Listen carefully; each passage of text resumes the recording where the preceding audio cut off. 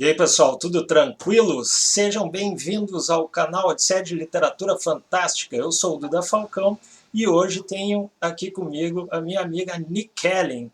E aí, Nikellen, tudo tranquilo? Tudo certo, Duda. Tudo bem.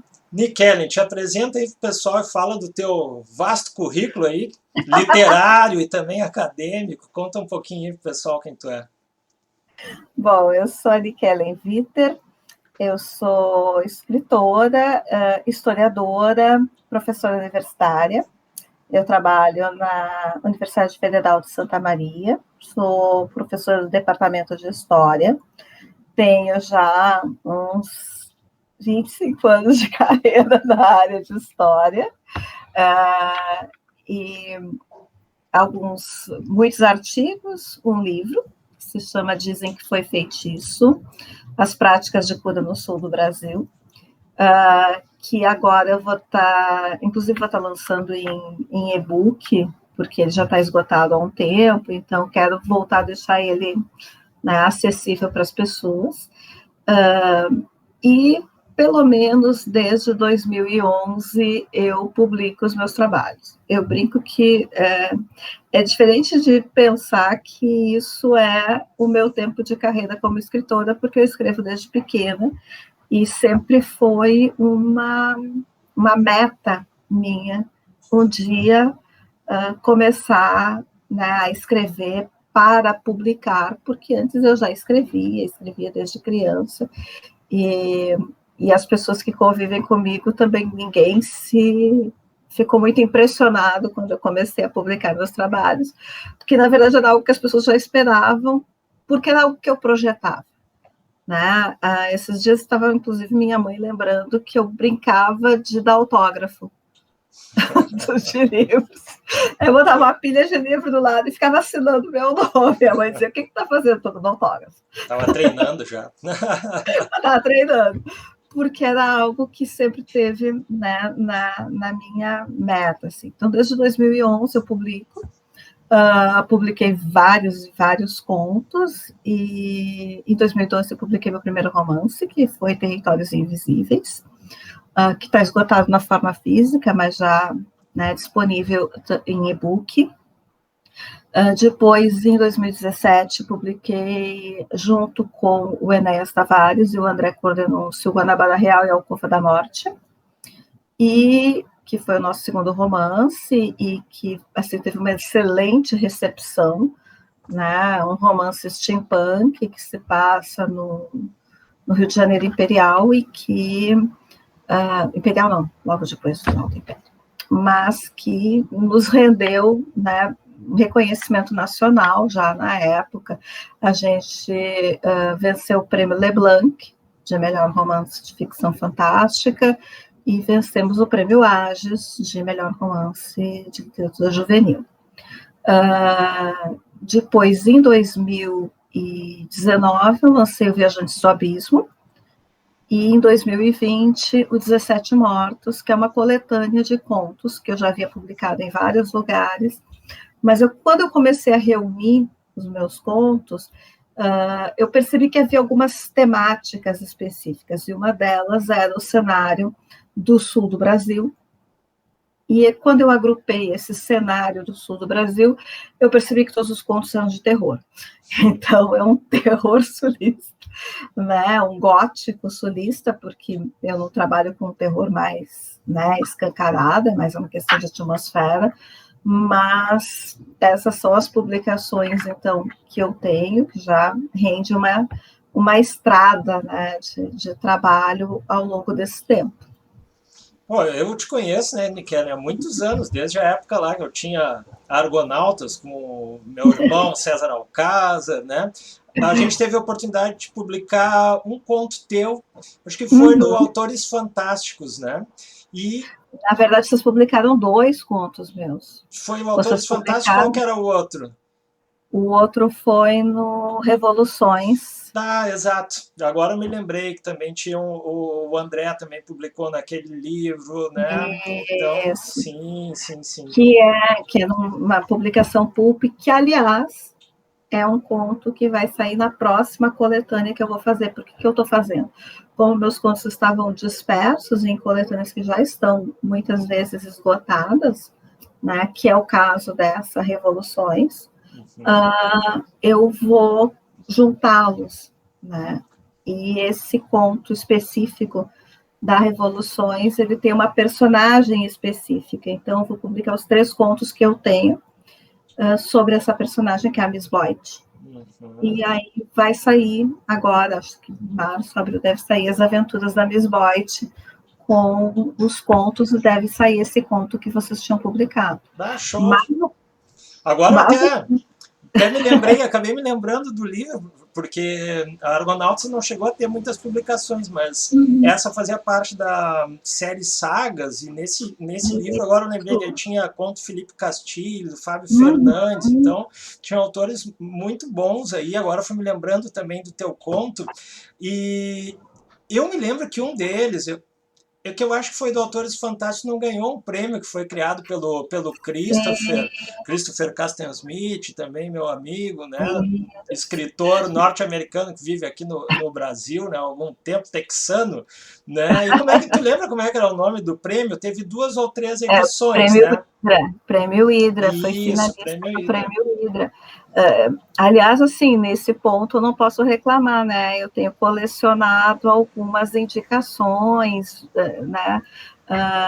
O conto Mary G, que é sobre o encontro da Mary Shelley, né? Godwin Shelley, com as suas criaturas, que foi publicado no Autores Fantásticos e que foi finalista do Prêmio Hidra. O Territórios Invisíveis, meu primeiro romance, foi finalista do Prêmio Argos, que é, né, um dos prêmios mais antigos de ficção científica do Brasil, né, que é dado pelo Clube de Leitores de Ficção Científica. E o Viajantes do Abismo, que acabou ganhando o Prêmio Odisseia de Ficção Científica, ficou entre os 5 finalistas do Prêmio Jabuti, e entre os 5 finalistas do Prêmio Argos novamente, né? Bom, aproveita e fala um pouquinho então sobre o Viajantes do Abismo. Qual é a história? Fala sobre os personagens. Conta um pouquinho pro pessoal. Pois é, eu tenho brincado que na verdade não é brincado, né? Eu escrevo os livros e depois eu deixo que os acadêmicos da literatura classifiquem. E o professor Alexander Meirelles, né, fez uma das primeiras resenhas muito legais, inclusive, do Viajantes do Abismo. Ele classificou como uma steam fantasy distopia, né, uma distopia com elementos steampunks e elementos fantásticos, né? Então, para quem não sabe, o steampunk é uma vertente da ficção científica e que trabalha com retrofuturismo, ou seja, imagina um mundo do passado com tecnologias semelhantes às tecnologias que nós temos hoje. E também, para quem não sabe, nem toda a ficção científica ela é conectada com naves espaciais. Você pode fazer uma ficção científica passando por elementos que são muito mais das ciências humanas e sociais. E é um pouco do experimento que eu faço em Viajantes do Abismo. Viajantes do Abismo é uma distopia que se passa num mundo que está em colapso ecoambiental, né? E que, ao invés das pessoas se preocuparem com isso e tentarem organizar a vida para sobreviver ao impacto, né, desse abalo do meio ambiente, vocês vão fazer uma guerra política, né, uma guerra civil, que destrói as estruturas que o país tem. Qualquer semelhança com a vida real é mera coincidência. Não se pretende. Qualquer semelhança com fatos, nomes ou pessoas não foi intencional. É impressionante, impressionante. Eu escrevi o livro em 2013, cara, e assim, na época ele saiu meio aos borbotões. e muito fruto das minhas angústias de olhar para esse colapso que é iminente, né? Os limites que os cientistas nos marcam é 2050, e aí quando você pensa, eu tenho um filho de 11 anos, né? Você pensa, o meu filho vai ter o quê? 40 anos, vai ter a idade que eu tenho agora. E como é que ele vai, né? Ele vai ter filhos, e como é que ele vai sobreviver nesse mundo? E a gente devia estar muito mais preocupado em salvaguardar as populações frágeis e reorganizar a nossa cultura do excesso e do consumo, e diminuir a nossa ação predadora, porque nós somos predadores extremamente violentos e extremamente selvagens em relação a tudo. Nós estamos discutindo o que, né, se o mercado livre é melhor que o mercado regulado. Né? Sim, o mercado regulado é melhor, mas não vem ao caso. Mas o fato é que as pessoas estão deixando a coisa aí para o buraco. E quando eu escrevi, eu estava muito triste, angustiada, e eu queria colocar isso em algum lugar. Esse também é uma coisa do historiador, né, que é a minha primeira profissão, assim. O historiador dele também, ele não é só, eu vou fugir da ideia da história se repete, porque eu também não acho que ele seja bem assim, mas a gente consegue, justamente por entender o passado, ver as tendências, e nossas tendências não são positivas nesse momento. E eu estava muito angustiada com isso. Então, Viajantes do Abismo é um reflexo dessas angústias. Eu digo, é um livro de exorcismo, e foi interessante porque ele saiu em 2019 e ele acabou caindo muito bem no momento que a gente estava vivendo. E é engraçado que ele demorou tanto para ser publicado, porque muitas pessoas diziam que não era o momento. Esse também é um grande erro do senso comum, né, de achar que a ficção científica não pode ser algo útil, né? Então, na ficção científica, na tua, né, no relato do teu livro, a gente está vendo muito bem que a partir dela, das metáforas lançadas, a gente pode pensar o mundo que a gente está vivendo, né? Um mundo, infelizmente, de negacionismo, em que grande parte das populações não acredita em uma pandemia que está aí na nossa cara, batendo na gente, né, que não acredita no desmatamento, que não acredita no derretimento, né, das geleiras, né, e mesmo vendo, né, as pessoas estão vendo tudo isso acontecer e ainda assim não remodelam seus valores, né? Não mudam a sua maneira de viver em sociedade.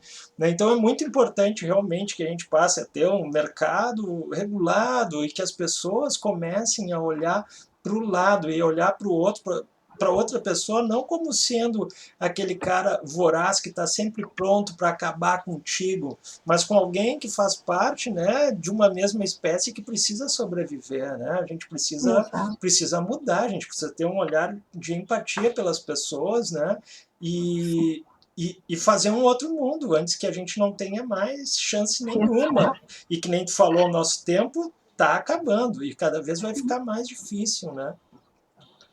Não é profecia, é análise de tendência. Quer dizer, você vê as tendências e vê, olha, se esse carro não parar, ele vai bater naquele muro. É simples, não é?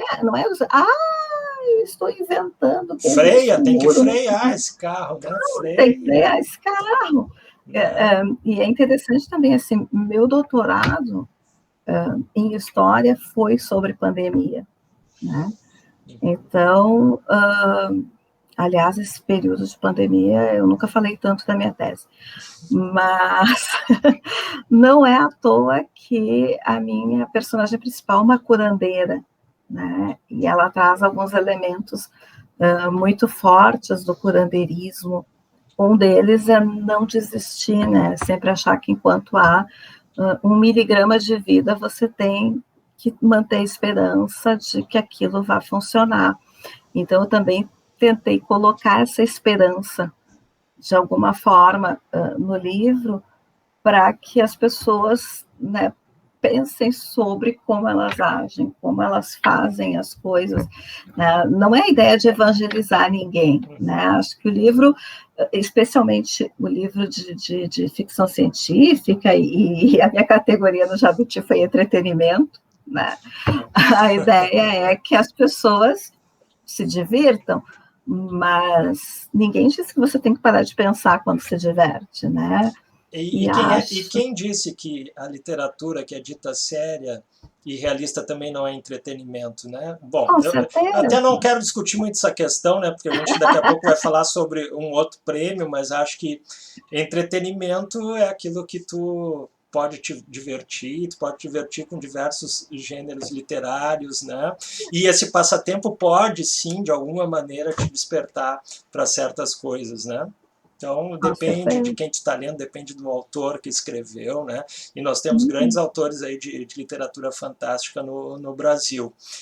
Outra coisa que eu queria comentar contigo, bom, a Nikki Keller, né, além dela ter ganhado, né, o prêmio com Viajantes do Abismo, né, narrativa longa ficção científica, antes disso, a Nikki Keller ela já ajudou a organizar a Odisseia de Literatura Fantástica presencial. Eu não lembro se foram 2 ou 3 edições. A partir da segunda edição, a Nikki Keller... Eu acho que foram 2 edições. Foram 2, foi a segunda e a terceira, eu acho. Né? Depois o trabalho não me permitiu. Sim, eu mas sei. Foi muito bom, assim, foi uma experiência genial, porque né, o meu trabalho era justamente entrar em contato com as editoras e organizar as mesas em que as editoras, né, iriam expor seus estandes. Então, foi uma aprendizagem muito interessante conhecer esses editores, essas editoras, que são muito heróicos, né, também, nesse sentido, porque literalmente carregavam os livros nas costas, né, para trazer, para entrar em contato com os leitores. Eu também entrei em contato com... Eu organizava também a parte das mesas dos fã-clubes, e aí é interessante você entrar em contato com essa cultura de fãs, né? E como eles lidam e elaboram e crescem e aumentam 1000 vezes, né, tudo aquilo que eles gostam. E a própria Odisseia, né? A Odisseia é um oásis no mundo, é uma coisa... E isso não sou eu, e não sou porque eu organizei durante 2 anos, e nem porque eu estou falando contigo, que é o idealizador disso, mas a Odisseia, ela tem uma marca na gente, que é uma coisa, assim, a gente espera, a gente tem saudade, é um momento de encontro, é um momento de celebração. Mais do que tudo, é uma celebração da literatura fantástica, do amor que a gente tem pela palavra escrita, da troca dessa paixão, do encontro com outros apaixonados. Então, são 2 dias, eram 3 dias antes, né, mas são 2 dias de uma energia, de uma ação absolutamente maravilhosa. Eu não tenho palavras, assim, porque, embora eu só tenha, né, trabalhado na organização de 2, eu participei de todas. Participou de vários, te convidei para vários bate-papos, sempre esteve mesmo. Eu sempre estive lá. Foi jurada do prêmio também no primeiro ano, de lançamento. No primeiro prêmio Odisseia. E aí, eu estava lembrando de uma coisa interessante, né? Eu fui jurada na fantasia. Isso, na fantasia. Mas eu acabei entregando, acho que todos os prêmios de narrativa longa. A gente estava assim no palco juntos, eu, tu e o Christian. E o Christian, e a gente dividiu como é que a gente ia entregar os prêmios. E 2 coisas que eu disse lá, eu continuo dizendo. Eu acho que o prêmio Odisseia é um prêmio que ele nasce já super importante por conta da importância que a Odisseia já tem. Né? Então, ele navega nesse lugar que a Odisseia abriu no cenário fantástico brasileiro. Então, ele já nasce importante na sua primeira edição. E a outra questão é que, quando eu entreguei o prêmio, eu acho que foi de... Acho que tu entregou curta e longa de fantasia, acho que foi esses dois. De fantasia, isso. Mas eu me lembro que, quando fechou, eu analisei, olhei e disse assim, gente, só tem homens indicados à ficção científica. E eu fiz um levante. Cadê as mulheres? A gente tem que botar livros da ficção científica. Olha, e a gente tem cada vez mais mulheres inscrevendo também os trabalhos, né? Aliás... Aí, no segundo ano eu ganho o prêmio de ficção científica. Juro, não foi. Não foi não, com certeza não. Não teve nenhuma relação com isso, com certeza, né? A gente cuida bastante na época, eu estava assim, né? Gente, cadê as mulheres da ficção Mas essa científica? chamada é muito importante, porque logo nos primeiros anos da Odisseia também a gente teve bastante dificuldade para trazer mais mulheres para participar, por exemplo, dos bate-papos. Mas isso foi algo que foi também tomando foi se modificando, né? Aos poucos nós começamos a ter mais participações de mulheres escritoras, né? Então a gente vai ocupando também outros espaços que anteriormente estavam ali presentes só os escritores, né? E escritores brancos, né? Hoje a gente também já começa a ter maior participação de escritoras negras, de escritores negros na Odisseia, né? E produzindo também trabalhos, né? A gente quer realmente que o evento ele possa abrir espaço para todos, né? E todas, né, vão ver, e a gente espera também o contato, né, das pessoas, né, que venham até nós. A gente tenta ir a todo mundo, mas às vezes não é possível, né? Quem está nos vendo, entre em contato, né, que eu sempre tento abrir o espaço possível, né, para que as pessoas, porque os escritores mostrem seus trabalhos, porque as editoras também mostrem, principalmente as editoras mais novas ou independentes, que às vezes não têm um espaço maior, não têm recursos para aparecer, né? Então a gente vai tentando lidar com essas coisas, né? O que mais que eu te dizer? E outra coisa que eu adorei muito, mas eu esqueci de te dizer, né? Muito obrigado pelo convite, porque eu acabei fazendo, né, uma breve apresentação do livro 17 Mortos, né? Tu falou sobre ele, eu li, né? E achei fantástico esse livro, muito legal, né? Então aparece lá uma breve apresentação. Adorei. Daí eu já aproveitei para fazer uma brincadeira com o meu personagem, né? Tu deixou ali, então foi bem legal. Mas é que entrar no mundo do terror, né? Tu tá na portaria desse mundo, então a gente precisa da chancela de alguém que já transita, né, por esse mundo, assim. Mas foi um trabalho bem legal de reunir esses contos. Com certeza. E a Luciana Minuzzi também fez um trabalho maravilhoso na produção gráfica, né? Aquela coisa que parece um livro antigo, com desenhos à mão. Ficou realmente um trabalho, como eu brinco, o objeto livro, brinco não, né? Mas o objeto livro ficou muito bonito, para além do texto, assim. Foi um trabalho interessante de fazer com a Vera. Santa Maria é um celeiro aí, né? Luciana Minuzzi, Nichelle, André Cordenon, Enéas, meu amigo Brazo, brasiliano, ilustrador aí. Então tem uma galera muito legal. Que bom ser amigo de todos vocês aí. E o Fred também. O Fred, claro, Fred Rubin, um dos primeiros trabalhos que ele fez foi a capa do Sagas Volume 5 que a gente estava comentando, né? Participou, né? Ele ilustrou para nós, indicado, né, pelo amigo Fabiano, né? O Fabiano, que era aqui, né, o proprietário da Galeria Hipotética aqui em Porto Alegre, então que tinham vários eventos lá, então o Fabiano que nos indicou. O Fred, depois o Fred começou a trabalhar com o César lá no Cão Negro, né, e aí despontou para vários trabalhos. Enéas, com o André, ele tem vários. Bem legal. Nichelle, a gente está chegando ao final da nossa conversa, tá? Mas eu ainda quero te perguntar o seguinte.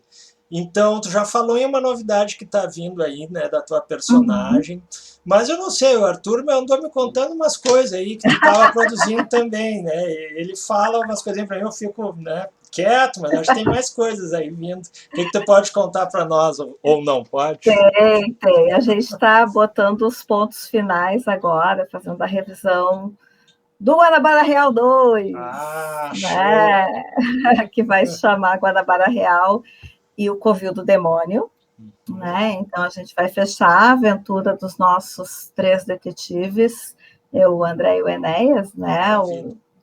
Os detetives a Maria Tereza Floresta, o Firmino Ventura e o Remy Rudá.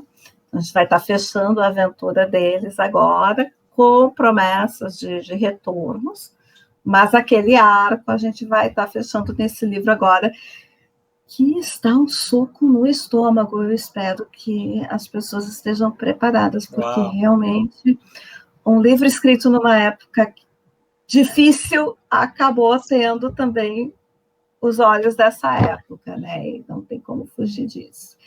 E eu também estou trabalhando num romance novo, solo, né? Não sei, talvez esteja pronto para o segundo semestre, mas esse eu não vou dar promessas. Mas ele tem absorvido muito a minha imaginação e as minhas ideias. É novamente ficção científica, né? Não steampunk.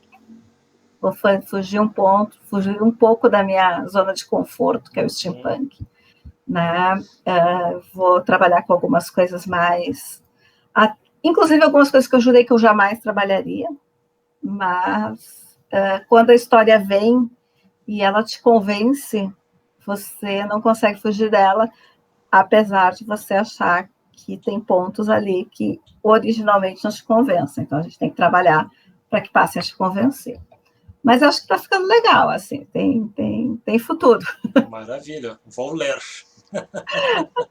A minha ideia também é, depois da publicação das Aventuras da Miss Boyd e do Guanabara Real, eu ainda tenho mais um grupo de contos para organizar, e talvez saia, né? Que essa coleção que eu estou fazendo, colocando os meus contos que estavam dispersos, eu montei uma marca com a Luciana Minuzzi chamada Fantasticontos. Então, saiu o primeiro livro, que foi Os 17 Mortos, vai sair o segundo, que é As Aventuras da Miss Boyd, então ainda deve sair um terceiro, recuperando, ainda não tem título, mas eu sei qual é que vai ser o foco, né, desse material, que deve também ser aprontado aí durante esse ano de 2021. Maravilha, tem muita coisa vindo aí, né? Que ótimo. Nikellen, minha amiga, muito obrigado. Obrigado por conversar aqui comigo. Nós vamos deixar então um vídeo aí no canal para o pessoal olhar. Deem um likezinho aí, galera. E um abração Valeu, tentacular aí para todos. Um abração, até breve, tudo Nikellen. bom. Tchau, pessoal. Tchau, Duda. Tchau.